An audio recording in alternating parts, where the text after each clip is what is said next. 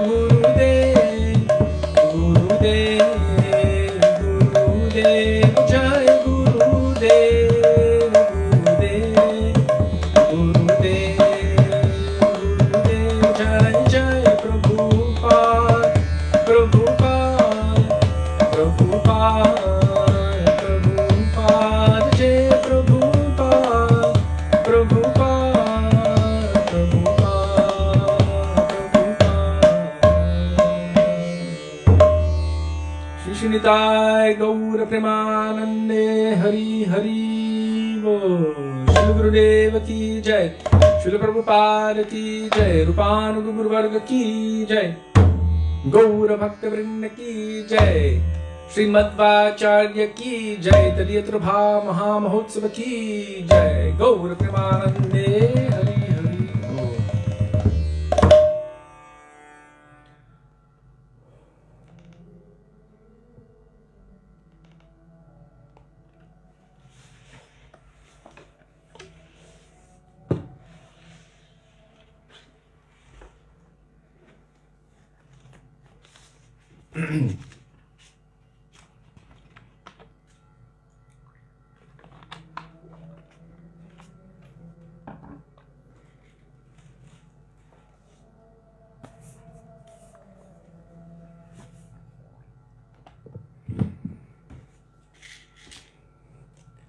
Gurave Gaurachandraya Radhikaya Tadale Krishnaya Krishna Bhaktaya Tadbhaktaya Namo Namah Ajnanatimidandhasya Jnananjana Shalakaya Chakshurunmilitam Yena Tasmai Shri Gurave Namah Nama Om Vishnupadaya Radhikaya Priyatmane Shri Śrīmad-Bhaktivedānta Nārāyaṇa Namine Nama Om Vishnupadaya Krishna Presthaya Bhutale Śrīmate Bhaktivedānta Swāmini Namine Vanchākalpatarubhyascha Kripa Sindhubhya evacha Patitānaṁ Pāvanebhyo Vaishnavebhyo Namo Namo Jai Shri Krishna Chaitanya Prabhu Nityananda Shri Advaita Gadadhar Shivasadi Gaura Bhakta Vrinda Hare Krishna Krishna Krishna Hare Hare Hare Rama Rama Rama Hare Hare Mukam Karoti Vachalam Pangam Langayate Girim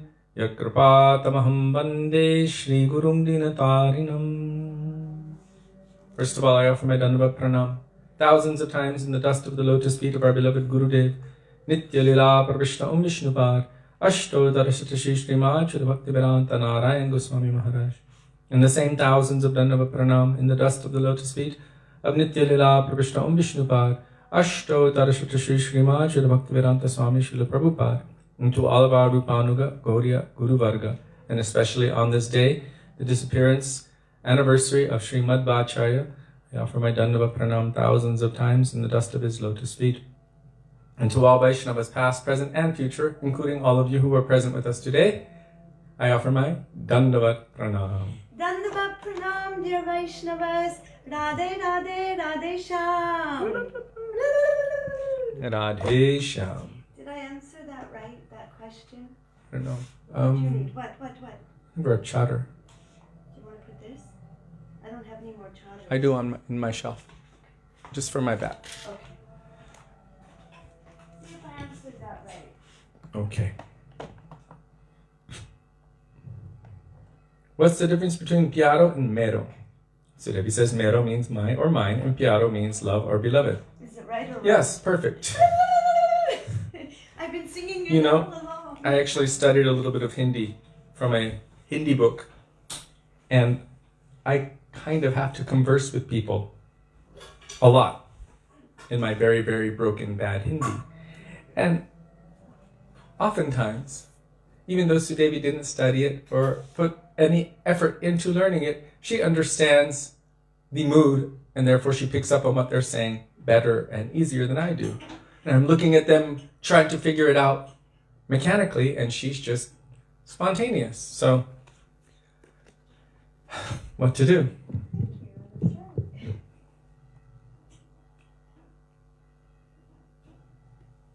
Yes, mero is possessive, mine, and pyaro means, well, my beloved with affection.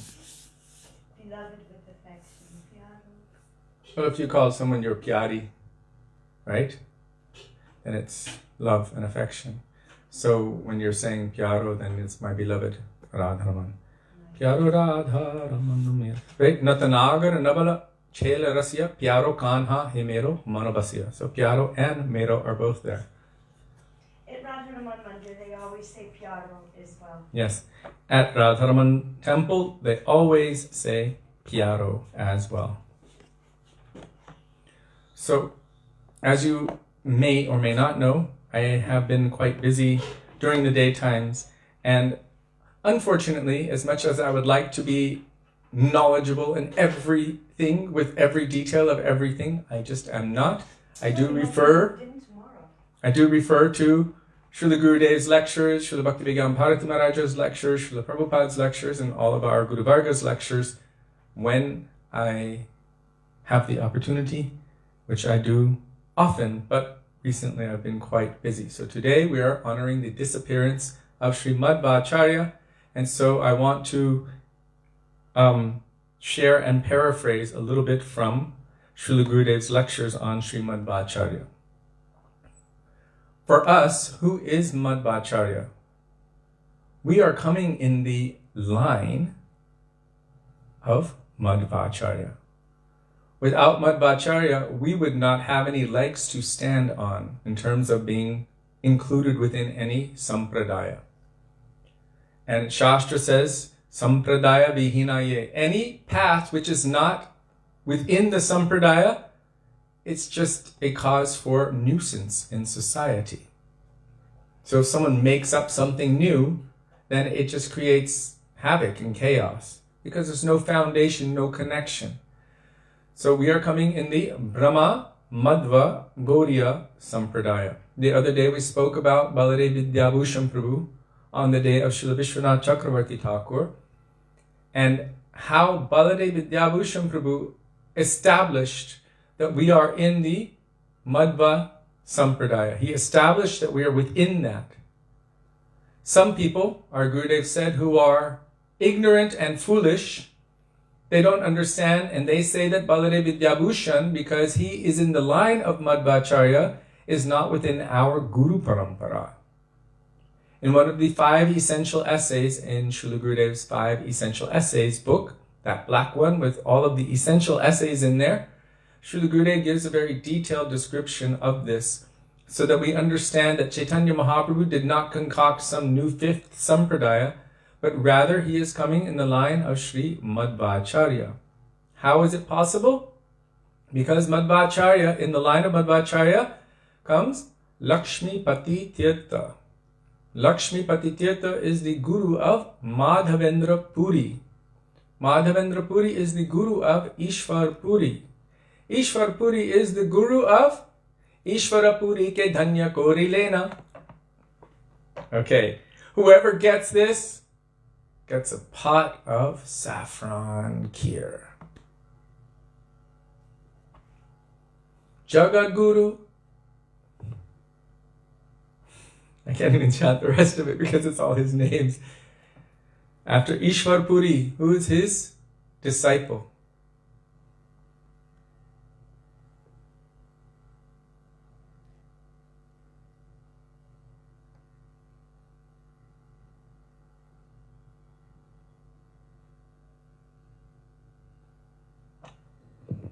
Okay, so the disciple of Madhavendra Puri, he had many disciples, but the best one is Sri Ishwar Puripad.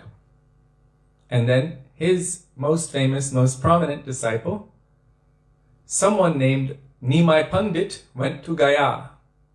And there he met Sri Ishwar Puripad. He lost his heart at the feet of Sri Ishwar Puripad, received Harinam, received initiation from him. And he came back a completely changed person. He was no longer Nimai Pandit, the arguer. He was Bhavuk Nimai.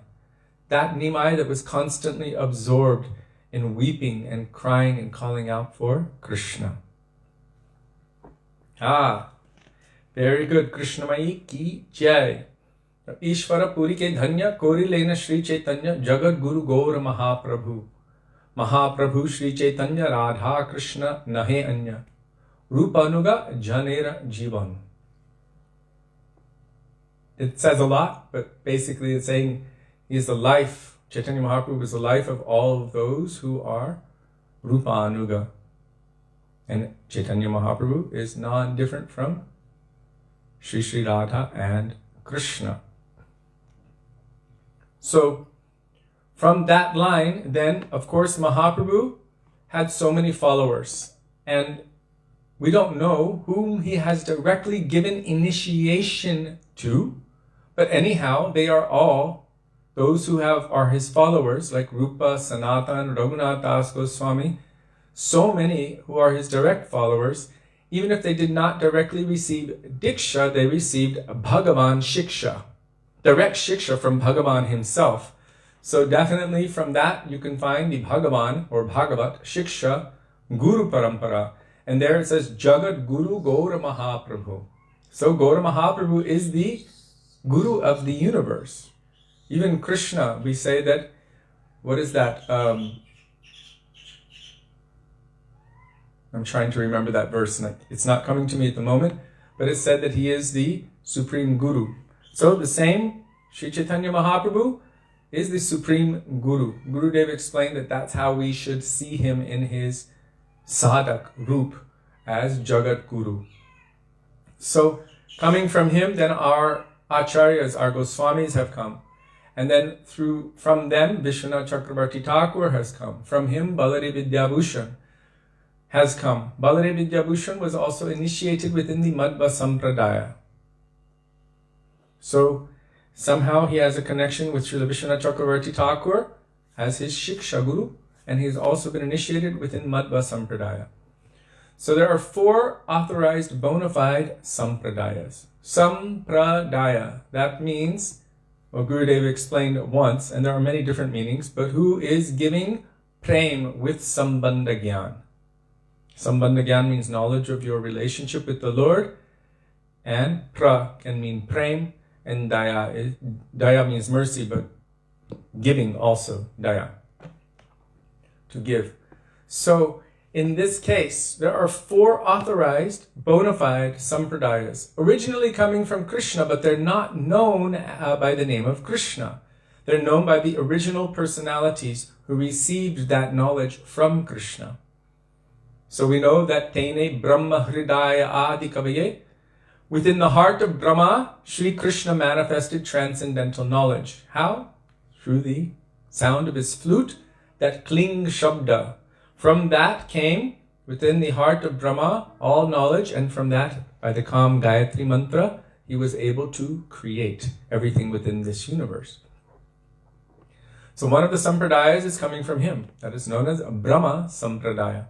Another one is coming from Lakshmi. That is Lakshmi's Sampradaya. The other one is coming from, or that is known as Śrī Sampradaya. Another one is coming from Lord Shiva. That is known as Rudra Sampradaya. And the other one is coming from the 4 Kumaras. So that is known as Chatushan. Chatur means 4. Chatushan Sampradaya. And in these 4 Sampradayas, there is a speciality. Each one has a prominent Acharya. Each one of these Sampradayas, or these lineages coming directly from the Lord himself, has a prominent Acharya whose function, interestingly enough, I mean, there were many functions, but one of their main functions was to root out and defeat the conceptions of Shankaracharya, which were Mayavad conceptions. So our 4 Sampradaya Acharyas, Charo Acharya in Charo Sampradaya, they spent a lot of energy defeating, with knowledge from Shastra, the conceptions of Shankaracharya. So I have to give a little history here.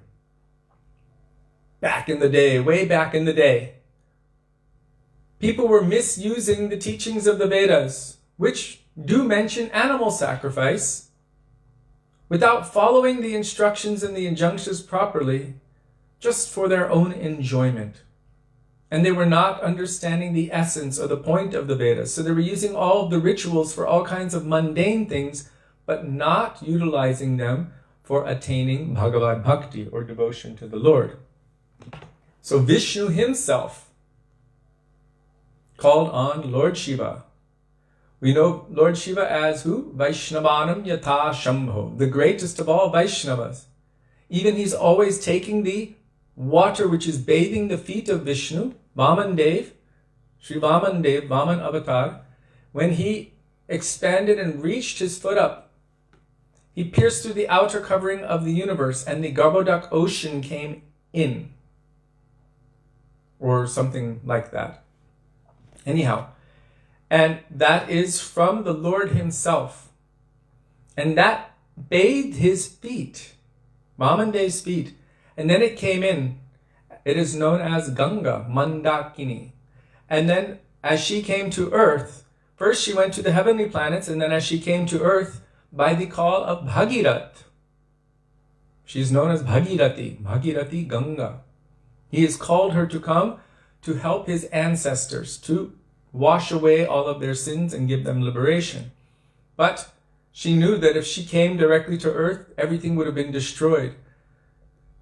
So it was advised that only one person could handle the weight, the falling of Ganga onto the earth, and that was Lord Shiva in Kailash. So Bhagirath prayed to Lord Shiva, please receive her. Lord Shiva very happily received her. Why? Because she has bathed the feet of Vishnu. So very happily he's taking this Charanamrit on his head always. This is explained in Srimad-Bhagavatam. In Srimad-Bhagavatam there are so many different pastimes with Lord Shiva taking the subservient role to Vishnu or Krishna. So from that, then Ganga came. So this Vaishnavanam Yata Shambho, he is the topmost of all Vaishnavas. Therefore Vishnu knew he will follow my order. Lord Vishnu told him, so many people are doing so many simple activities in the name of the Vedas. I missed one important point. So Vishnu himself first appeared in the form of Buddha. Indeed? Buddha.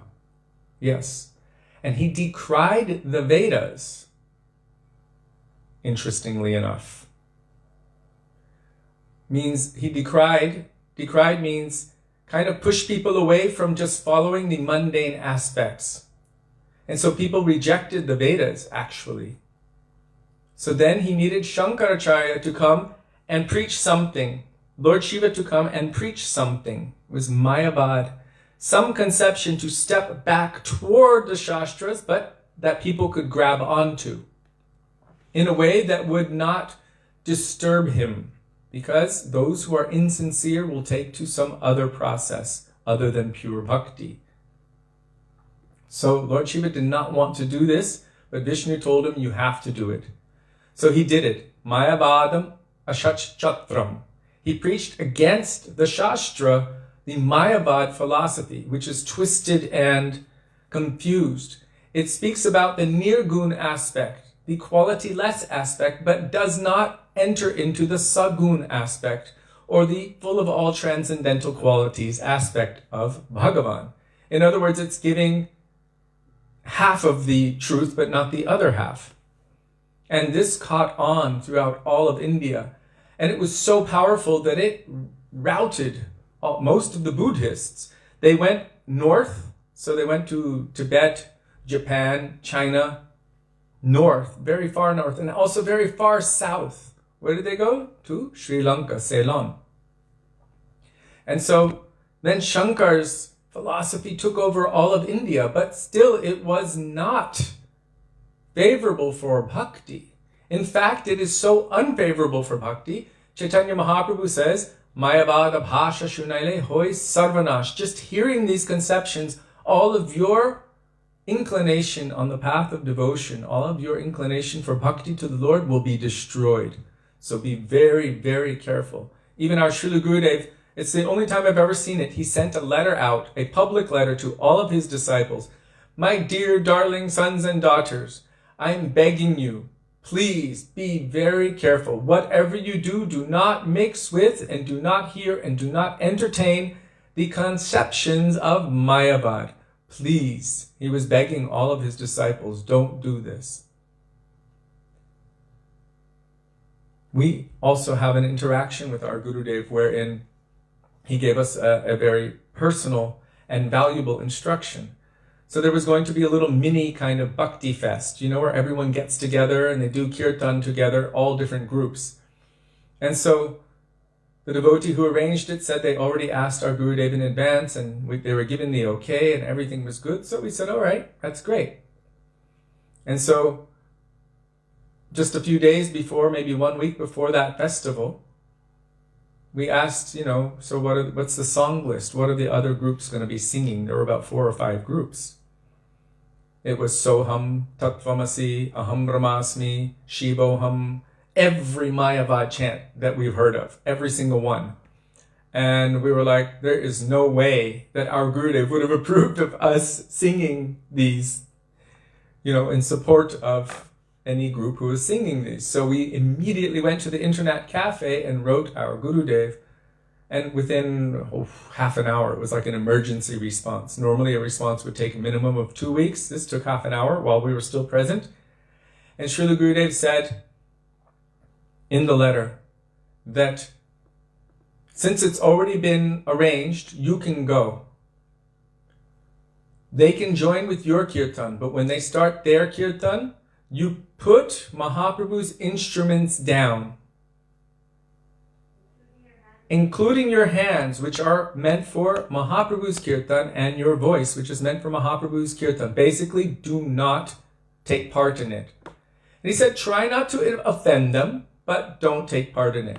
And he said, if they ask you why you didn't participate, then you tell them our Siddhanta. I was like, whoa. Your hands, your voice, the instruments. He said these are Mahaprabhu's kirtan's instruments. You don't use them in any other kind of kirtan, any Mayavad kirtan or any mundane kirtan. So that was Gurudev's instruction to us. And so we told that the devotee who arranged it, she freaked out. She was crying, so upset. Why did you tell him? And we're like, he's our guru. We didn't feel right. We have the right and the duty to question our guru when we're feeling confused about something. And she was really upset. Then she told the other groups that were not really going to participate in their kirtan. They all got upset and they pulled out.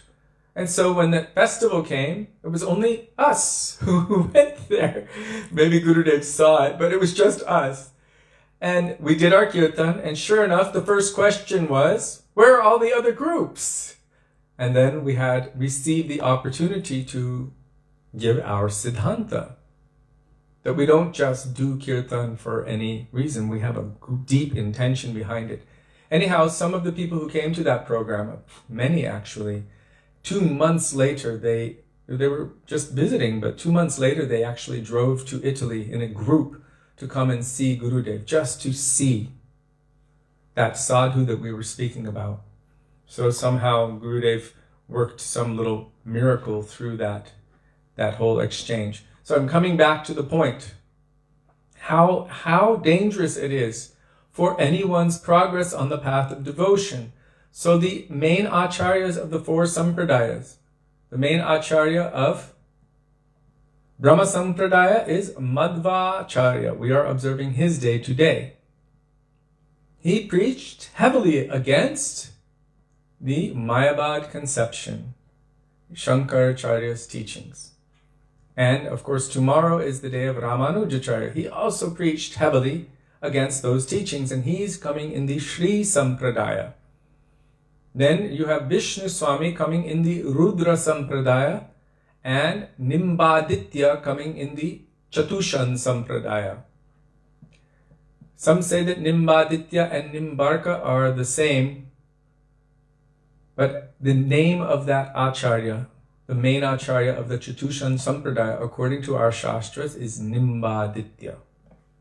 So, from these 4, then so much strong and powerful preaching came, and again they brought bhakti, or devotion to the Lord, to Krishna, back to the forefront.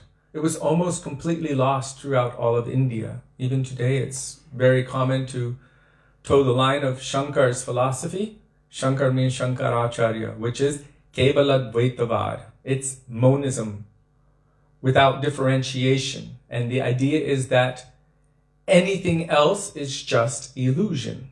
I've had a conversation with someone once who came in one of those lines. It was 4 hours of him trying to convince me that he doesn't exist, that I don't exist, and the conversation we're having doesn't exist. I said, then why are we even talking? It's useless. But really, it was like 4 hours of just loop. It was very strange. And I realized why they told us not to have these conversations. So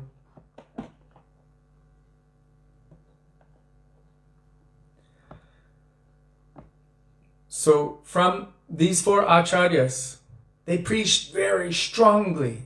What did Madhvacharya preach? Shuddha Dvaita Vad. Different than Kevala Advaita. Keval means only, Advaita, not dual, not two. That means singularity. That is the Shankar philosophy, Kevala Advaita Vad. They don't call themselves Mayavads. Why do we call them Mayavad? Because they say that the form of the Lord, the form, is a product of illusion. The form or the individuality of any other personality, any jiva, is a product of illusion. Love, affection, relationship between any personality and the Lord is a product of illusion. In other words, it's not real. Therefore, they deny or decry. They don't deny, they just say it's illusory. The form of Krishna, the form of Radhika, love itself, the love between them. Therefore, the conception is against love and affection, or aparadha, against love and affection. Radha means love and affection, and apa means against. Like apasiddhanta, against siddhanta. What is opposed to siddhanta? So that conception, the Supreme Lord says, what denies Radha and love itself, Krishna says, I take it personally like a thunderbolt to my own heart. He does not accept it, whether it's given in the form of kirtan, chanting. He takes it as offensive, whether it's given as harikatha, but with that mood as the background of it. In whatever way it is given, Srila Prabhupada and Shastra would say that those conceptions, even if they're giving kirtan or harikatha, but they're imbued with that other conception, this idea that the forms and the relationships are all illusion, then it is like milk touched by the lips of a serpent. It looks like milk, it tastes like milk, it feels like milk going down, but if it has a drop of poison in it, you won't realize it necessarily immediately, but it will have its effect. You'll have a poisonous effect in our hearts. So it is essential that we are aware of who and what conceptions we are associating with if we actually want to make proper progress on the path of devotion. So from Madhvacharya, he preached Shuddha Dvaita Vad. That means pure dualism. Dvaita means two. So you see Madhvacharya like this. He's the original peace signer. He's showing two.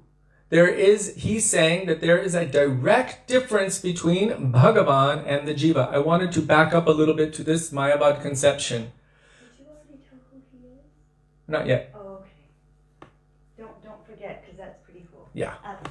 Now we're going to tell some cool stuff about Madhvacharya soon. But I have to go back to this Mayavad conception. What does Krishna say about it in Bhagavad Gita?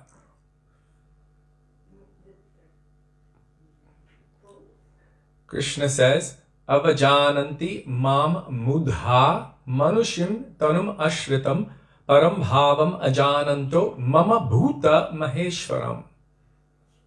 He says, mudha, fools, foolish persons deride me or criticize me when I descend in my human form. They do not know my transcendental nature and my supreme dominatorship, dominion over everything. They don't know that. They don't understand that. That I am the source of everything. Aham sarvasya prabhava. Everything is emanating from me. Everything rests upon me like pearls are strung on a thread. There is no truth superior to me. That his form, his qualities, his pastimes are all transcendental. His birth, janma, karma, chame, divyam. They're all divine and transcendental. So Krishna himself said about those persons who are saying it's just illusion, they are foolish persons. And actually, Naradhama, the lowest of mankind. He says, Prapadyante Naradhama, Nara Adham. Human, Adhama means the lowest. Vaishnavas say that about themselves when they're feeling bereft. That mood of humility comes and they call themselves Adhama, the lowest. So Krishna is saying those who have these conceptions are Naradhama, whose minds are stolen by illusion. They think that the form of Bhagavan is illusion. So coming back to Madhvacharya. Madhvacharya, it's not Madhava Acharya, it's Madhvacharya. So he preached pure, Shuddha means pure, Dvaita means two, and Vad means conception. So Shuddha Dvaita Vad means there is a stark difference between Bhagavan, or God, and the jiva, or his shaktis, his energies. He is distinctly different from all of that. He is always the Lord. They are always subservient. He is the source. He is the controller of everything. He is the supreme dominator, and they are always in the predominated position. So this is the main teaching of Madhvacharya.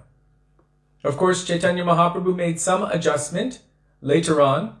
He pulled together the best of all four Sampradaya's conceptions and came up with a particular aphorism and conception that you might know. Whoever can write down that teaching of Chaitanya Mahaprabhu, it starts with I'm not going to tell you the full thing. Whoever can write that down first will get fresh, hot pakoras with tomato chutney. Nope. Many different kinds of pakoras.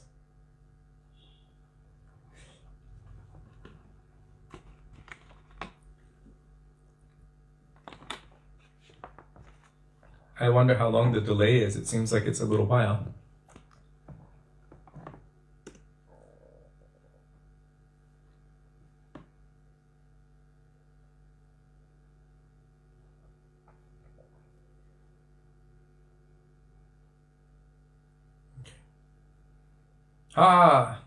Achintya bheda abheda tattva. Achintya bheda abheda tattva. Achintya means inconceivable. Bhed means difference. Abhed means not difference. And tattva means truth. So that means the inconceivable, the truth of, the inconceivable truth of the difference and not difference between Bhagavan and his potencies, in essence. So from one perspective, you can say, yes, there's no difference, but there's also speciality, so there is difference. We cannot say that everything is not, in essence, Krishna's energy. You cannot separate one thing from God. And yet you cannot claim that any singular particle is equal to or greater than God. So you cannot move the atom within this. You cannot claim it is separate from God. God is acutely aware of every particle within his own creation. And there's nothing that moves or functions without him. Nothing. Without his sanction, without his knowing, nothing. And yet, we cannot say that that particle is him, in essence, that I will just surrender to that particle. It's not the same thing. This jiva is a bibhina angsa. Bibhina angsa means the minutest, smallest particle. You cannot say that that bibhina angsa is God. Then you create a little bit of a problem. From one perspective, you can say there's a not difference, but there is a speciality. Srila Prabhupada, our Srila Prabhupada would explain that the difference is quantity. We have most of the same qualities, but we are infinitesimal in quantity, and he is infinite in quantity. We are called Vibhina, infinitesimal, Vibhina Angsa, and he is called Vibhu, or Vishnu, all-pervading, infinite, unlimited, ever-expanding. So there is a difference. And to the extent that he's ever-expanding, we're also ever infinitesimal. So coming back to Srimad-Bhagavata. Madhvacharya was born in Udupi, which is now in a place known as Mangalore in India, a very beautiful place. I remember when I was little, when we went there to Udupi, my father brought us, and it was just very, very beautiful. Everyone was so kind, so gentle, so respectful, so dignified, and very devotional as well. So Madhvacharya was born in that place, Udupi. And Madhvacharya, it is said that from a very young age, he was completely renounced by his nature. He accepted sannyas at a very young age and attained the name Purna Pragya. What is it? Narada hoite vyasa madva kohe vyasa dasa purna pragya padmanabha gati. So from Purna Pragya, that is Madhvacharya's sannyas name. Very young he achieved or took sannyas, and he was completely renounced from the world. So this Madhvacharya is said to be an incarnation of, or non-different manifestation of, 3 personalities. Does anyone know who?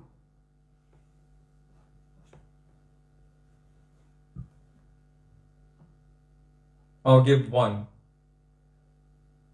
Vayu. Whoever can give the other 2, you get fresh, hot samosas with tamarind chutney.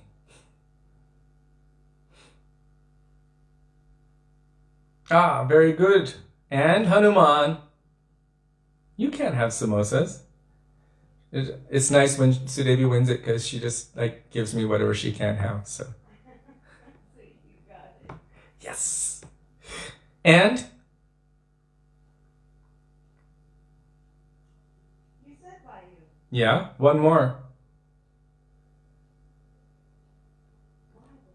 Bhima. So both Hanuman and Bhima are Pavanaputra. They are the sons of the wind god, that is Vayu. Madhvacharya is said to be a manifestation of all 3. He exhibited uncommon strength, uncommon pastimes in his youth and at other times as well. One time it is said he was attacked by a band of dacoits, and very easily he dispatched all of them, finished them off. One time it is said that he was taking bath in the ocean, and there was a big boat that got stuck on a sandbar in the ocean. And that person, the captain, came to him and asked for his help. It was a boat carrying chandan. Chandan means tilak from Dwaraka. So Madhvacharya by himself went over to that boat and freed the boat. No problem for him. And at that point, that captain was so happy, he offered a big chunk of Gopi Chandan to Madhvacharya. That was 7 miles away from Udupi, where he was at the ocean. When they were offloading this chunk of Gopi Chandan Tilak, it cracked in half, and out from that came a very beautiful deity of Krishna, like Gopal Krishna, with one hand on his hip and the other hand holding a staff. That was the churning rod for Mother Yashoda's churning the yogurt to make butter. Very beautiful. He's now known as Udupi Krishna. So Madhvacharya personally carried him. Gurudev said 30 men could not lift him. He was so heavy. But Madhvacharya personally put him on his back and carried him for 7 miles. By the way, it's uphill. I remember when we landed, I looked out the window and I saw a cliff. And I thought, oh my God, we're going to crash into a cliff. And then the runway was on that cliff and we landed on it. So he carried this Krishna on his back. And while he was carrying him for those 7 miles, so many beautiful prayers were emanating from his heart. And as he was reciting them, there was manifesting for the pleasure of the Lord. And then he established that deity, Udupi Krishna, there in what is now the temple. And he has been worshipped lavishly and lovingly ever since. They do Rathayatra processions for him. They give him so much love and affection. They worship him so sweetly. So,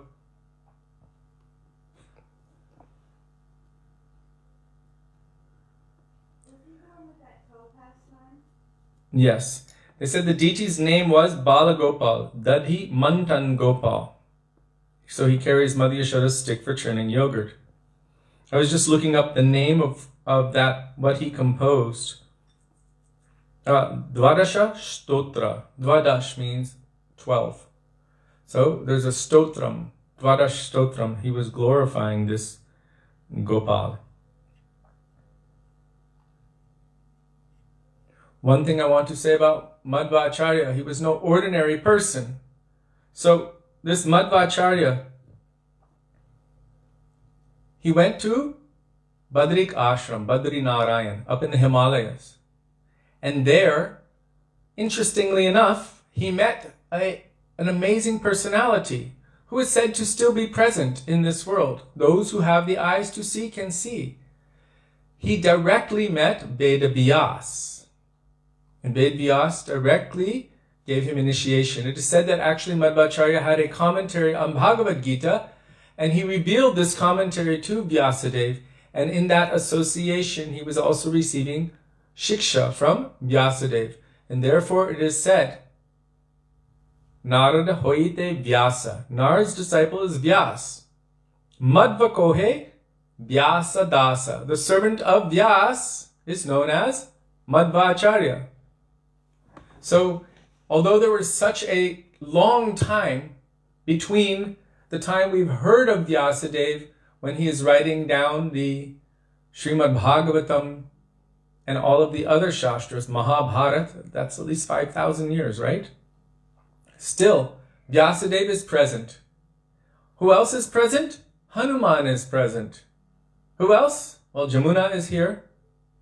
Govardhan is here. Who else? Ashvatthama. Krishna cursed him for that terrible heinous crime he did, to remain wandering alone and unloved for the entire duration of the Brahmanda. But according to Shastra, it is said that he will be the next Vyasadeva. Interestingly enough, I guess he will have seen enough to know everything. So, pretty amazing.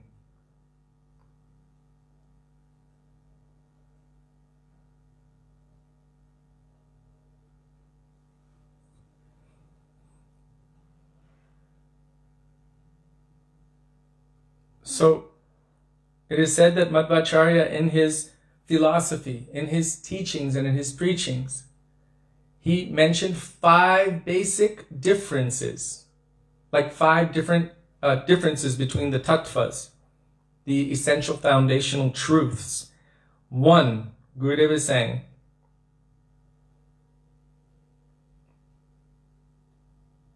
there's an eternal difference between God and the jiva, between God and Maya. Maya means illusion.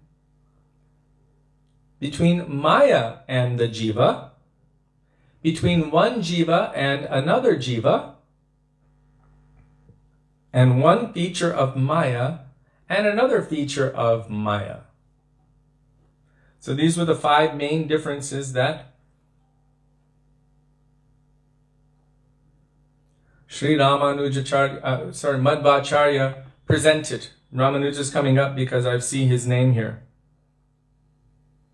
Madhvacharya also established 4 main mutts, 4 main temples, and 2 sannyasis for each, and they still follow this conception to this day. Very, very strict how they follow Madhvacharya. Some of them accept the Gaudiyas, and some of them don't. But because of that, Chaitanya Mahaprabhu, in his conversations with some, he actually was defeating some of their conceptions. And because of that, some thought that Mahaprabhu is rejecting Madhvacharya. However, it has been explained, and we should understand this very clearly, that Mahaprabhu was not rejecting Madhvacharya. He was rejecting the twisted, manipulated, agendaful, I just made that word up. It's the opposite of wonderful. Agendaful philosophies of those who were trying to use Madhvacharya's name but make their own twisted versions. So Mahaprabhu didn't accept that. He said certain things about those persons, the Tattvavadis.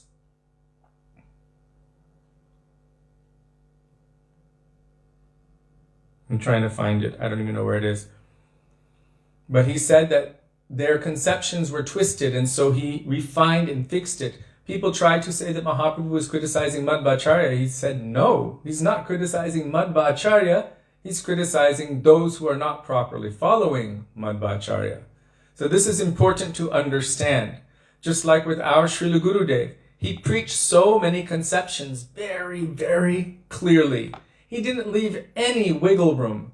But anyhow, so many offshoot groups of disciples of our Srila Gurudev, immediately after his departure, started twisting so many of his teachings and actually presenting opposite conclusions to his teachings.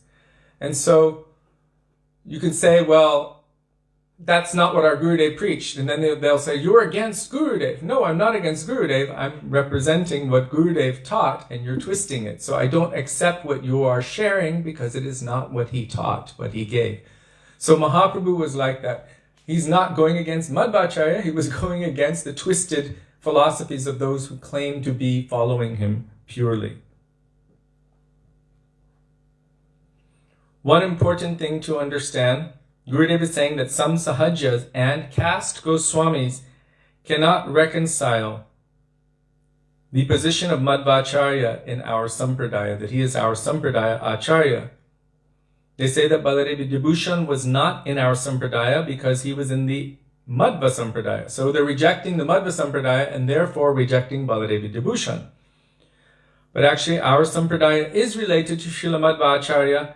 Bhaktivedānta Thakur has therefore said very strongly that those who do not accept Srila Baladev Vidyabhushan or Sri Madhvacharya have no relation to pure bhakti. They are Kali Chela, disciples of the personality of Kali Yuga. So those who don't accept Baladev Vidyabhushan or Madhvacharya have no relation to pure bhakti. I always feel that way in terms of Bhaktivedānta Thakur and Srila Bhaktisiddhanta Saraswati Prabhupada. Some people think, oh, well, they're kind of an offshoot and they don't recognize them. Anyone from Bhaktivedānta Thakur downward. And I'm like, ooh, whoever doesn't recognize them doesn't understand that they're eternal maidservants of Srimati Radhika, and therefore, how can those persons have any true relation to pure bhakti? It just doesn't seem to make sense. So,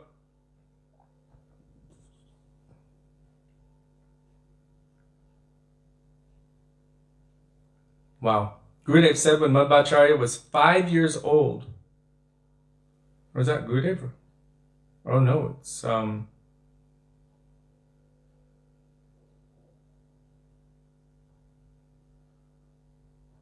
I don't know if it's Gurudev or not. They just kind of threw it all together. Wait a second, I'm checking here. You have some questions?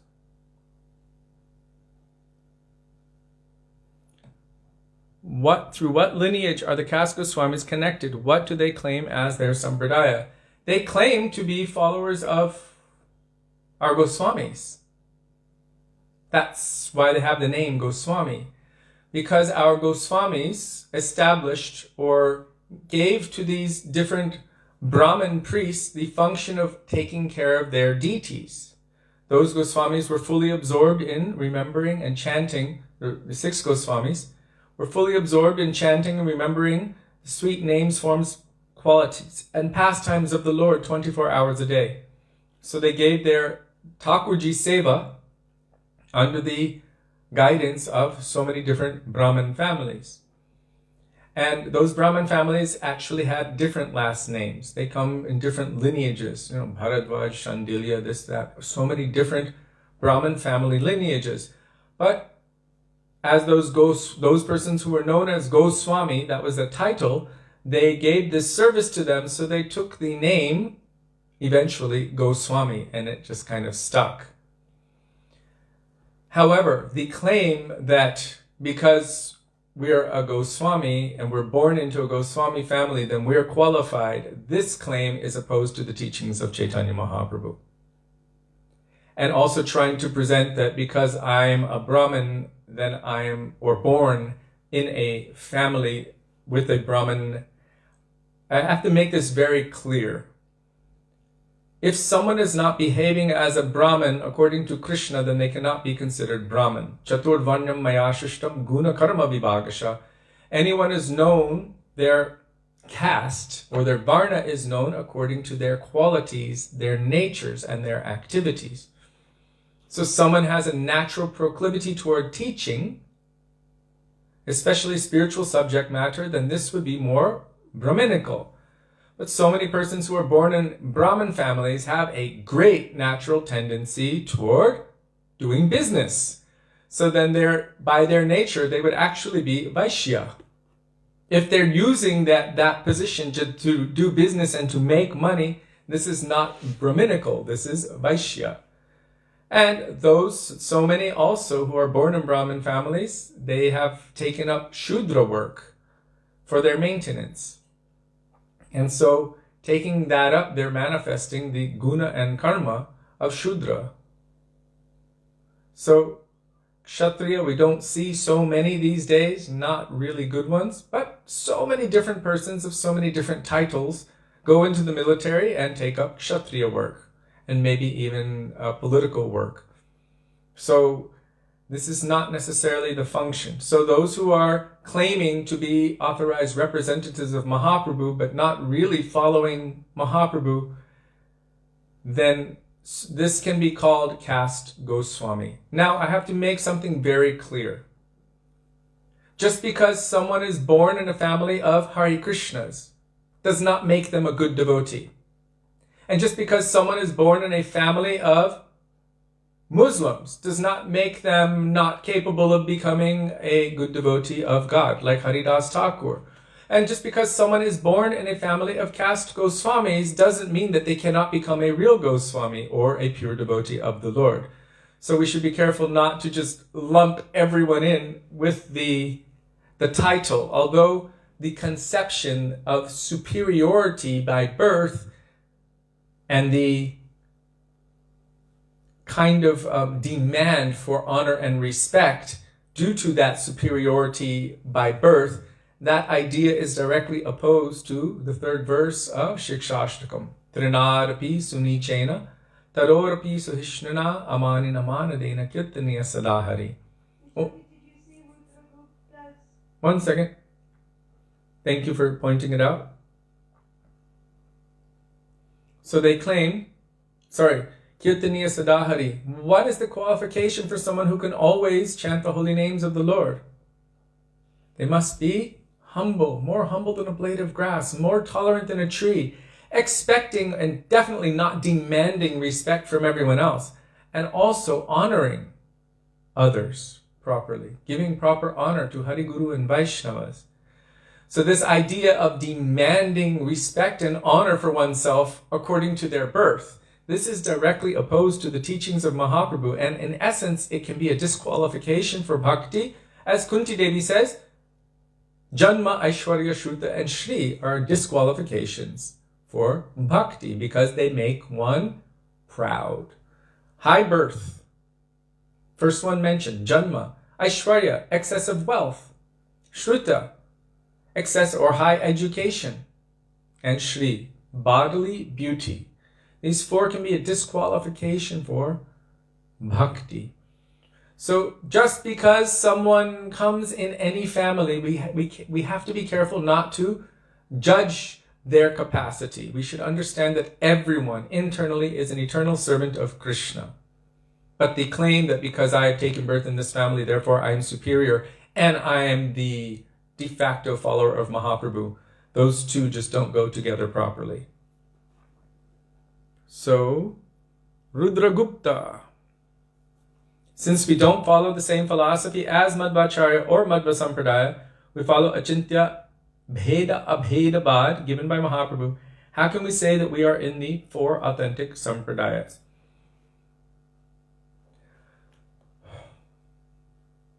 Chaitanya Mahaprabhu took from each one of them the best conceptions. He didn't deny them, but he took from each sampradaya the best conceptions. But because the Diksha line or the initiation line is coming through Lakshmi Pati Tirtha from Madhvacharya's line, then we're coming in Madhvacharya's line. There's some refinement over time. Refinement is not unheard of. Chaitanya Mahaprabhu was able to prove everything conclusively. And so we don't see necessarily that before the time of Madhavendra Puri, much was known about Krishna Prem. Madhavendra Puri is said to be the root of the Krishna Bhakti tree. And Ishwar Puri is said to be the first sprout of that. And of course, Chaitanya Mahaprabhu, the trunk of that. And all of his followers, the branches and everything else. So there is refinement that takes place. Each one is basically setting the stage for the next to manifest more and more and more and more, because there's unlimited to manifest. But something at a time, a bit at a time, according to the consciousness of the individuals, according to what capacity personalities would have, so they would deliver something. So gradually, over time, certain conceptions will manifest.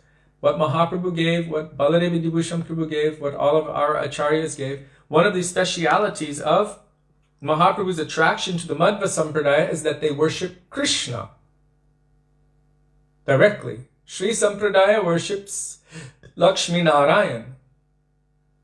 But the Madhva Sampradaya worships Krishna. And in fact, the main sannyasis of the Madhva Sampradaya, Gurudev explained, worship in Gopi Bhav.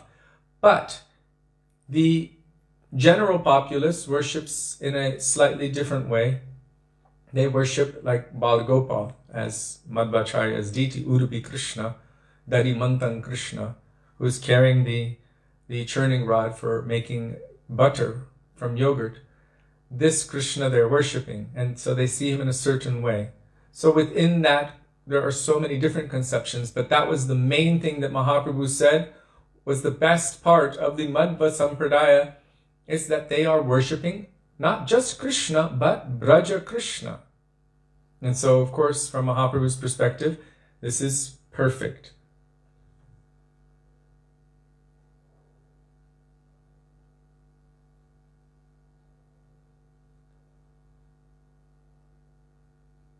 Okay. So how can a disciple teach different from his guru? This is a very good question.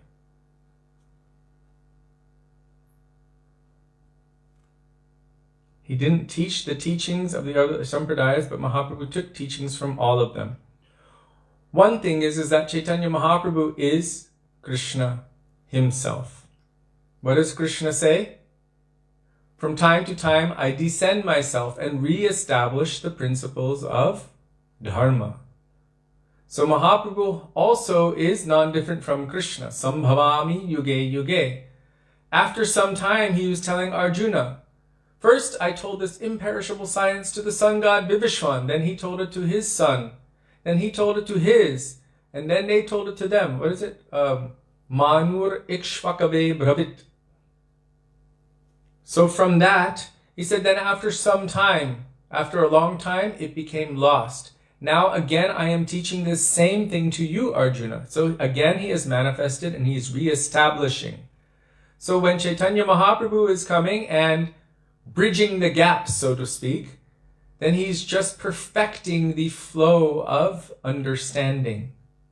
What Madhvacharya gave, what Ramanujacharya gave, what Vishnu Swami gave, what Nimbaditya gave, he's pulling it together and perfecting the flow of understanding and bringing us to that highest conception. But we should understand that Chaitanya Mahaprabhu is Krishna himself, the source of all of that information, coming again to re-establish the beauty and the sweetness of Prema Bhakti Ras. Prem Ras Nirash Korite Ashwadan Raga Marga Bhakti Loke Korite Pracharan. He is preaching this Raga Marga Bhakti to the whole world.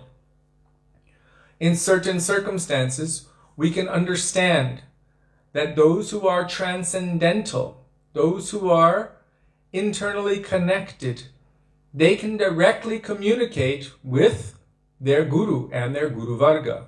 Our Srila Gurudev said, he will speak with Rupa Goswami. We witnessed him in Prabhupada's room at Radha Damodar. It was amazing. Do you remember that, Sudevi? No. At Radha Damodar? Gurudev. In Prabhupada's room. Oh, yes. Can you tell it just really quick? No, you tell it. I don't remember the details. Just tell it from there. I'll just point the speaker. I don't remember the details either. What you remember. What did you see? The Gurudev was speaking to Okay. Okay. So, Gurudev was sitting there. Of course, we went in, we all offered pranam, and we saw Gurudev, and he was speaking to the Murti of Prabhupada.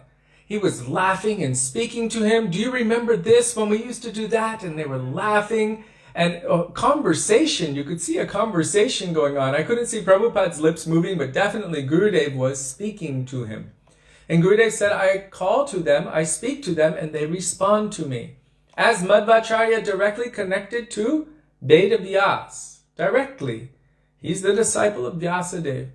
So those who are transcendentally situated can connect to and receive divine information. Well, they're connected. That's why it is called Shabda Brahma. Transcendental sound vibration descends from their lotus-like mouths, Guru Mukha Padmabhakya, and by that, Chitete Kuriya Aikya, our consciousness is purified. So Bhaktivinoda Thakur explains that the current Acharya is the refinement of all previous Acharyas combined. It's not that they just like this, but they're able to also collect the essence of all of the teachings of truth from everywhere. They are well versed in all shastras. Tasmad gurum prapadyeta jigyasu shreya uttamam shabde pare chinishnatam brahmanyupasamashram. What is the quality of guru? They are well versed in all shastras. They can remove all doubt through the medium of shastras. That includes all of the commentaries by our pure devotees. And what is the primary quality of Sri Guru? Brahmanyupasamashram. They're completely, absolutely, 100%, 100% surrendered to the lotus feet of Parabrahma Shri Krishna. Yeah, I would like to get that exact quote from Bhaktivinoda Thakur, but he said something like that. Our Srila Prabhupada also said that. One news person, they were asking Prabhupada, so, how are you able to do all of this? And he said, Krishna is telling, and I'm writing it down. And one devotee jumped in and said, what he means to say is he's getting the inspiration from Krishna, and then he's writing it down. And Prabhupada said, what nonsense you are telling. Directly Krishna is telling, and I'm writing it down. The same thing with Baladev Vidyabhushan. Directly Govindaji was telling him, and he wrote it down. Commentary on Vedanta Sutra known as Govinda Bhashya. Therefore, whatever any pure devotee writes can be called as it is, because there's no inebriety in it. There's no wrong thing in it.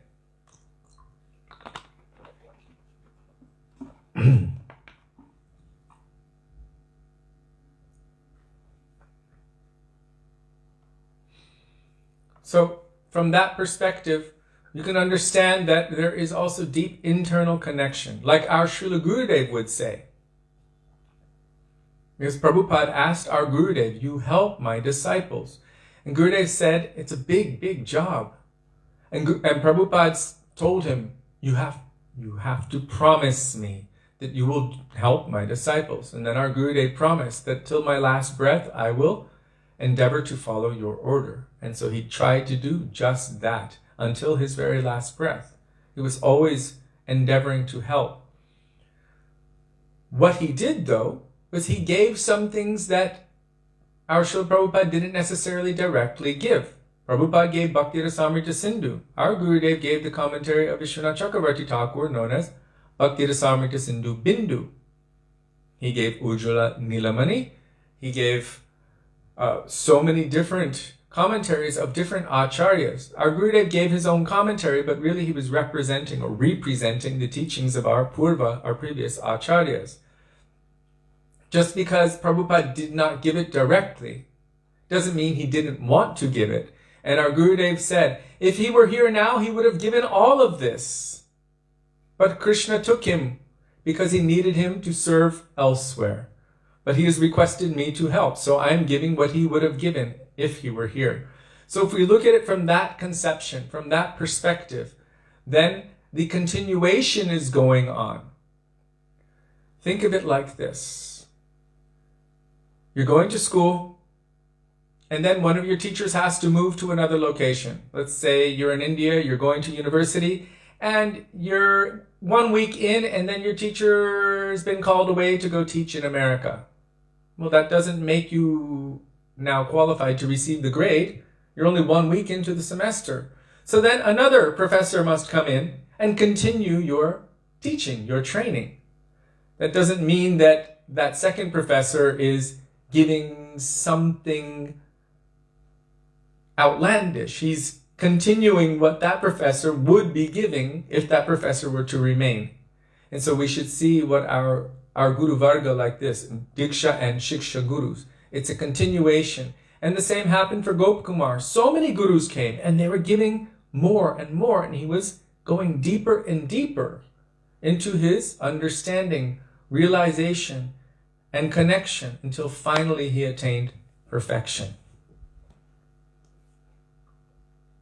I hope that was satisfactory. So now continuing with Shripad Madhvacharya. I think this history was from Srila Prabhupada's books.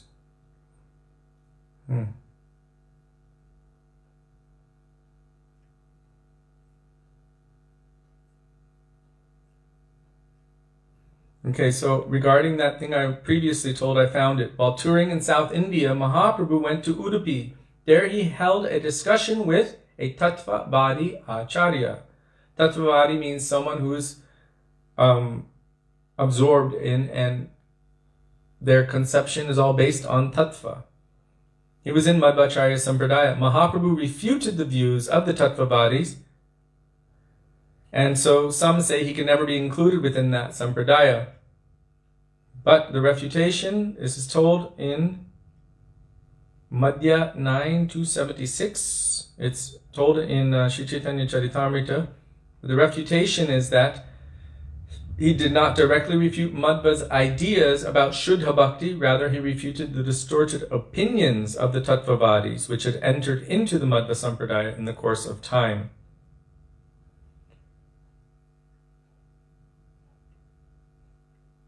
Interestingly enough, Madhavendra Puri came in within the Madhva Sampradaya, but Madhavendra Puri is the first person to manifest these moods of divine prem. Ai dina dayadranata he.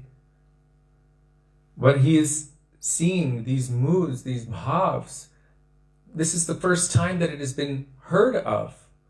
And then it becomes more refined through Ishwar Puripad, and then more refined through Chaitanya Mahaprabhu. And then for us, even more refined through Rupa Goswami Pad. And then of course we see what our acharyas are giving. How beautiful, how clear, how refined is it?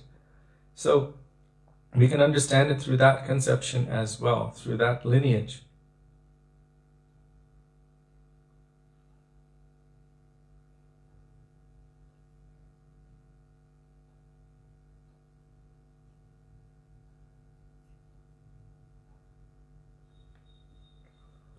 Okay, let me see.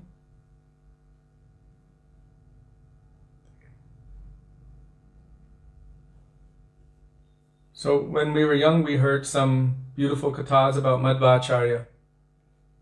How there were some wrestlers and they wanted to wrestle him.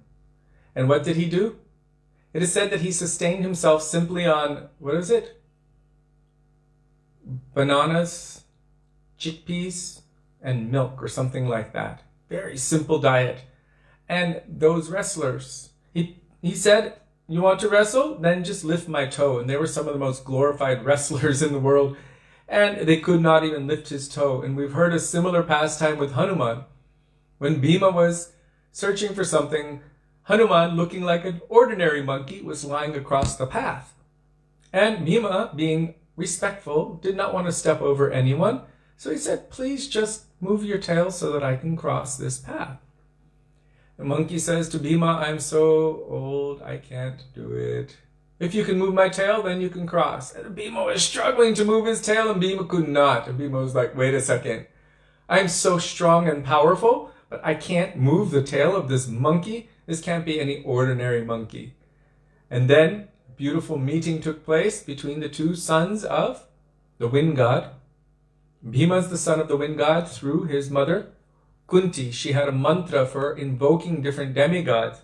When they would come, she was like kind of confused because, well, they left her with a gift. And they left her, immaculately conceived. So without any material touch, they gave her children.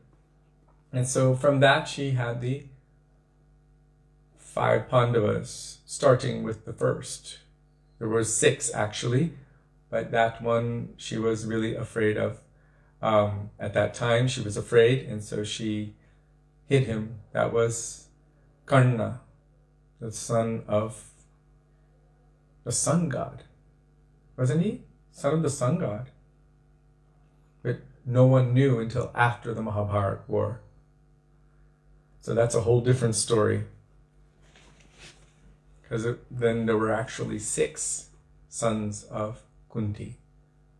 Actually, 2 of them were sons of Madri, but she took them as her own. So,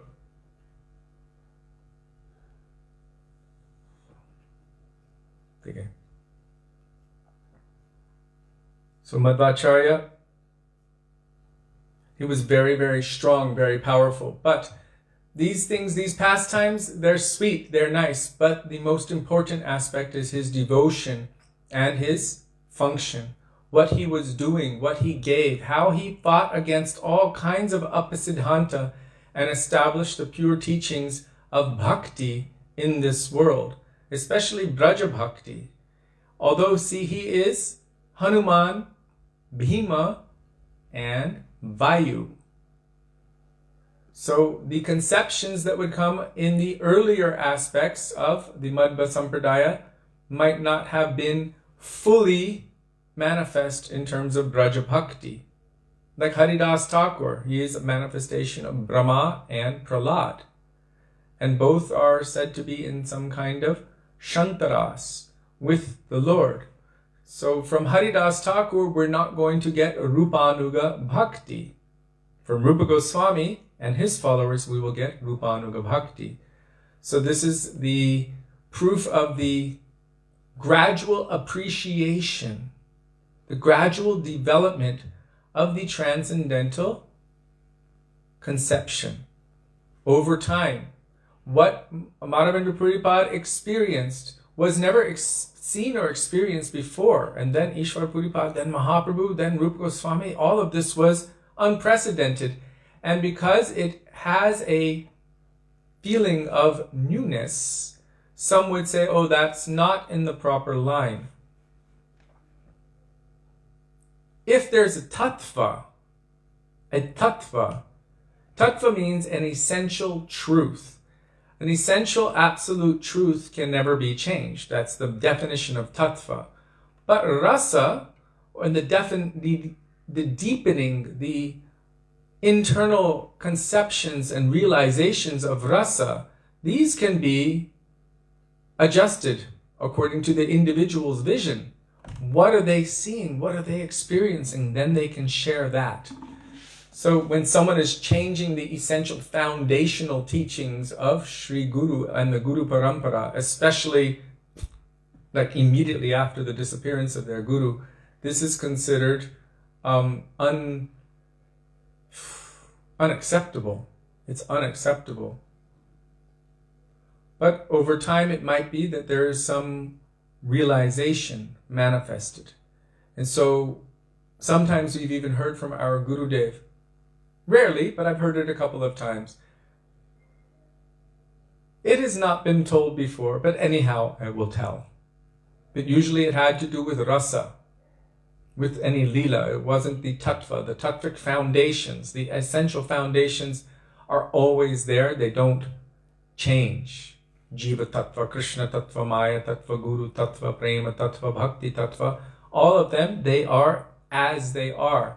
But what plays on that foundation, the rasas, they can be seen or manifesting in different ways.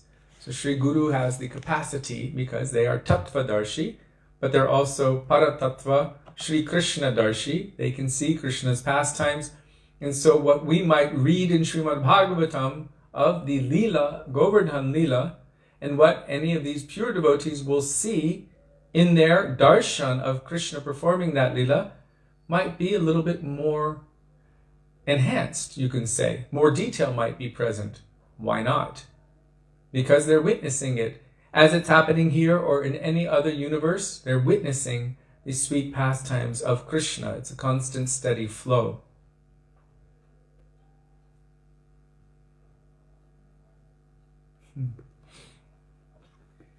I just want to make sure that I've touched on these main points of Madhvacharya. So as I told you before, I've been very, very busy, and so please forgive me for my inadequacy, but thank you for your questions and giving so much food for thought, so much meditation. For great, powerful personalities like Srila Bhaktisiddhanta Saraswati Prabhupada, he actually established the idea, and we've seen it with Madhvacharya as well. Periodically, there are those great, powerful personalities who are directly descending from the transcendental realm and who are, in essence, re-establishing the principles of Dharma, re-establishing the principles of the truth, and defeating all kinds of apasiddhanta. We say that in the pranam mantra of our Srila Bhaktisiddhanta Saraswati Prabhupada.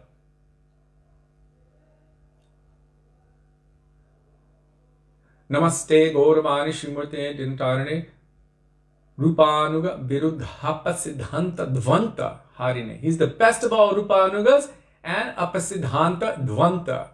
He is demolishing, destroying, rooting out all kinds of conceptions which are against the pure, true conceptions of bhakti. Apasiddhanta Dvanta.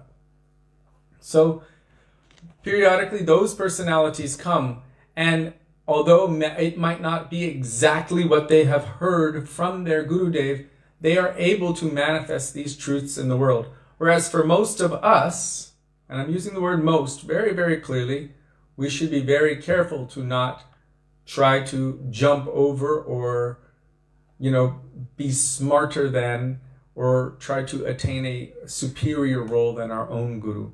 And Mahaprabhu showed us that by his own example, when the Prakashananda Saraswati and the Mayavadis in Benares, they asked him, why are you there chanting? You're chanting the names of Krishna. You should be studying Vedanta and doing this. You're a young sannyasi.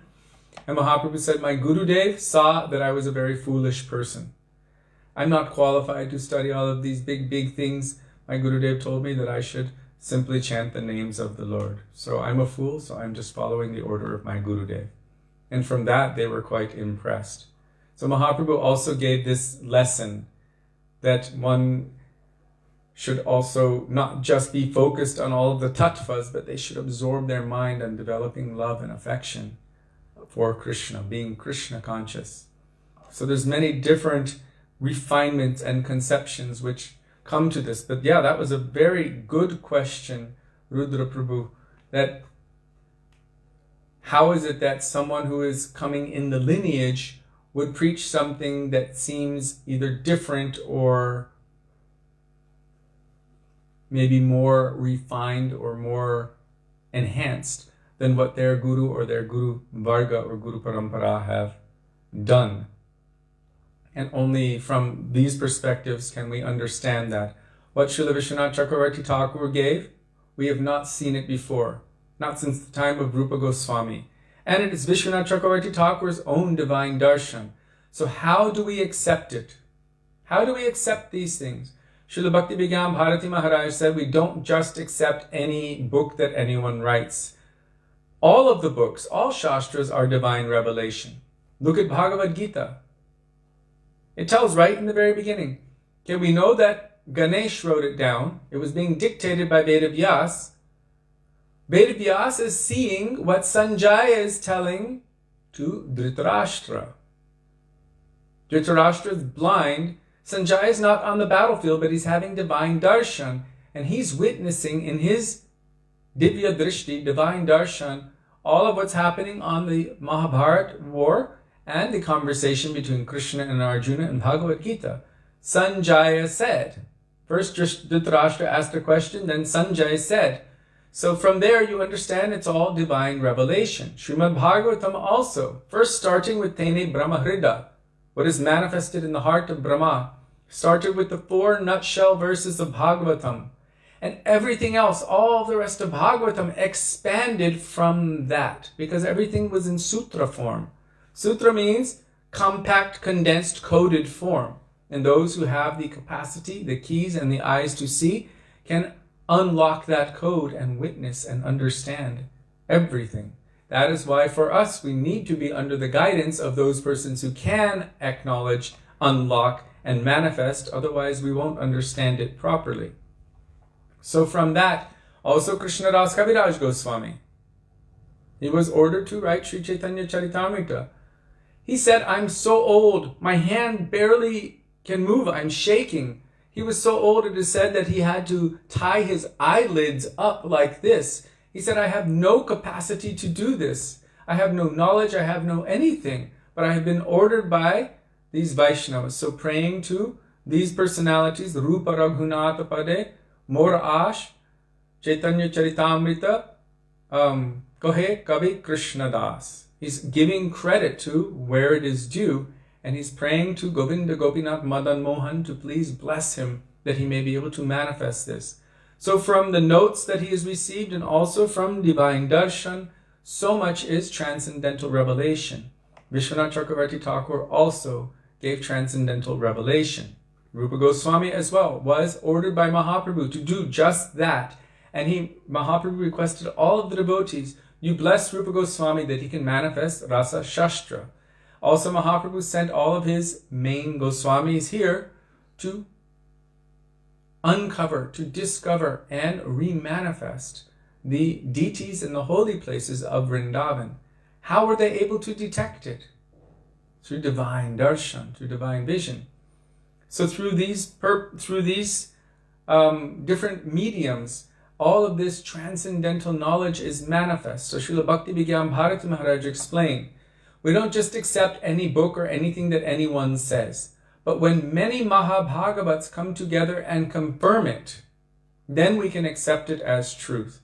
Which means they are all seeing that same truth. They acknowledge it as truth and reality. And then we can accept it as well. That's why our Gurudev said, if I ever ask you any question and you don't know the answer, he said, if you ever quote from Vishwanath Chakravarti Thakur, your answer will be right. So, this is Gurudev accepting Vishwanath Chakravarti Thakur. Anything from him, he accepts it. So, nope, I'm looking now. It is acknowledged by the Gaudiya school that the doctrine of Dvaita is an intrinsic part in the evolution of theism. Notice the word evolution and theism. This is God consciousness. And evolution means it is progressing. It was propagated according to Kala and Patra. Kal means time and Patra means circumstance. And it was not meant to be the last word in the absolute truth. Who wrote this? Rasa Tattva is a very subtle truth and could not have been taught during that period of India's history. The necessity of time demanded that a powerful Acharya boldly expound the basic beliefs, boldly expounded the basic beliefs of the Vedic scriptures, and burn the weeds of Advaitavad to the roots. It is only fitting that the incarnation of Bhima perform this task. It would not be appropriate for such a forceful personality to simultaneously explain the subtle divine mellows of Madhurya Rasa. Now, I kind of mentioned that before, that it is Bhima, Hanuman, and Vayu. His nature is a little different than the confidential, internal, intrinsic moods of Madhurya Rasa, and especially if one wants to understand the conceptions of Rupanuga Bhakti, then they have to take shelter of a Rupanuga Vaishnava Acharya. It would not be appropriate for such a forceful personality to simultaneously explain the subtle divine mellows of Madhurya Rasa. This would be inconsistent with his mission. The intricate concepts of Rasa Vichar were later expounded by Sri Chaitanya Dev and his followers. Thank you for that. It sounds like what I've been telling. Is it from Srila Gurudev? It sounds something like Srila Gurudev would say. So I have not read it here. Okay, so now the time is up. 8:05, Vrindavan time. So Srimad-Bhagavata ki jai. Tadiya Tirobhav Maha Mahotsava ki jai. Gaura Bhakta Vrinda ki jai. Shri Gaura Premanande. Hari Hari Bo.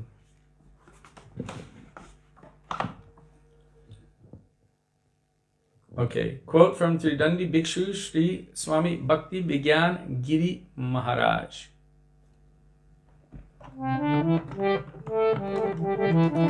Thank you for sharing your source.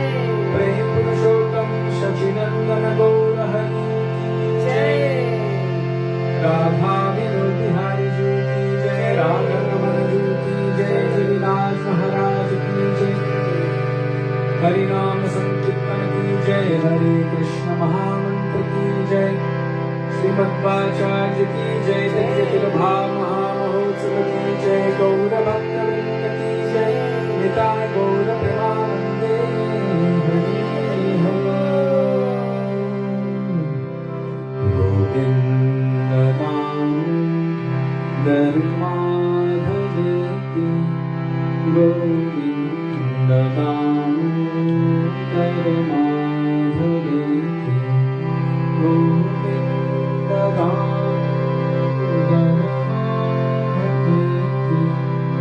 Govinda Damodarāṣṭakam. Bolo Radhe Radhe Radhe, Jai Jai Jai Shri Radhe, Radhe Radhe Radhe, Jai Jai Jai Shri Radhe, Radhe Radhe Radhe, Jai Jai Jai Shri Radhe. Shri Vrindavan Hari ki Jai, Jai Jai Shri Radhe, Jai Jai Shri Radhe, Jai Jai Shri Radhe. Shyam Gaura Premanande. Hari Hari Bo.